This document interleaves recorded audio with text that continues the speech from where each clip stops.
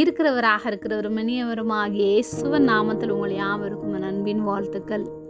சிறிய விஷயங்கள் பெரிய தாக்கங்கள், சிறிய காணிக்கை தொகையை அல்ல, இயேசு பெரிய இருதயத்தை காண்கின்றார். மார்க் 12ஆம் அதிகாரம் 42 மற்றும் 44வது வசனங்கள்.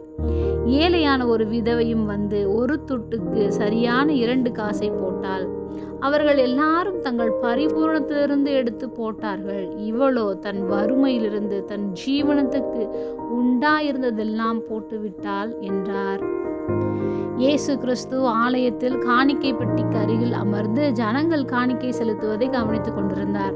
பலர் அதிகமான பணத்தை செலுத்தினார்கள். அப்போது ஒரு ஏழை விதவை வந்து 2 சிறிய காசுகளை 1 காசுக்கு சமமானவை காணிக்கையாக போட்டாள். அப்பொழுது இயேசு தம்முடைய சீஷர்களை அழைத்து, இந்த ஏழை விதவை எல்லாரையும் விட அதிகமாக கொடுத்தாள்.